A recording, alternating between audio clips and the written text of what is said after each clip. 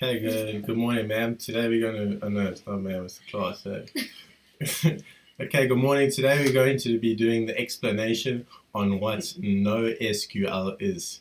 So a brief description of it would be it's a new generation of database management systems that are not based on traditional relational database models.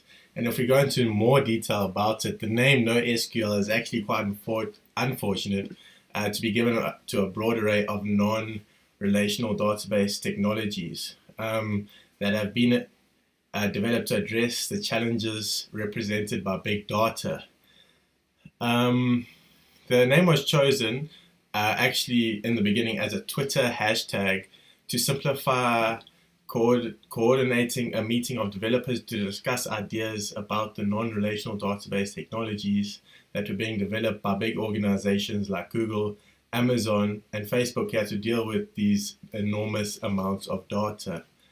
And in fact, many such products support query languages that mimic, the SQL in important ways, although no one has yet produced a NoSQL system that implements standard SQL, given that the large base of SQL users. So, welcome back. There are literally hundreds of products that can be considered as being under the broadly defined term NoSQL. Most of them fit roughly into one of four categories, which will be discussed later on in this video, which will help you understand what those four categories are. But namely, they are key value data stores, document databases, column-oriented databases, and graph databases. And as I said, they'll be discussed later on in the video. Okay.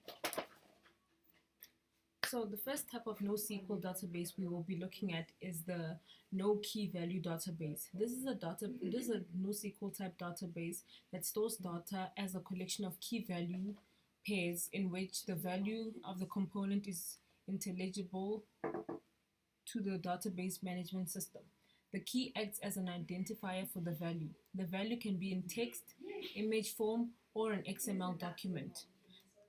This value does not try to the key does not try to understand the value or the meaning. It simply stores whatever value is provided for the key. It has no type of foreign key in any way, and the buckets are the equivalent of a table. The logical grouping of keys is called a bucket. The operations are storing, deleting, fetching, or the get function. Storing just places a value inside a key, while the get or fetch just retrieves a value from the key. The next type of NoSQL database is the document database. This is a subtype of the key value database. The database module that stores data in the key value pairs in which the value component is tag encoded document. The encoded format is normally in the XML, JSON, or BSON. It understands the context of the key, unlike the key value database. It uses tags which are they use tags which are used to oh my gosh, that's not working out for me. And then the document database is schemaless, which means it does not have a predefined structure. It has something that is called collections, which are logical groups that store almost the same data. It is query based on the tag content, so anytime when a query is performed, it is performed on the tags. And it does not store relationships like the relational database does. I'm done.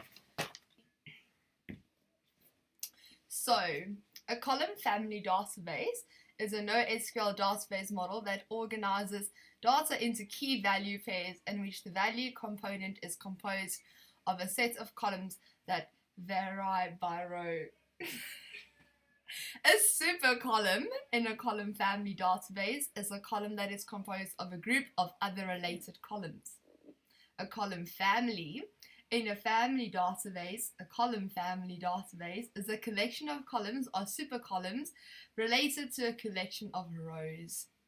Graph database is a NoSQL database model based on graph theory that stores data on relationship-rich data as a collection of nodes.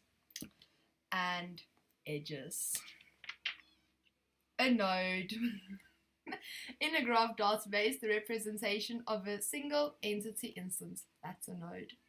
An edge is in a graph database the representation of a relationship between the nodes.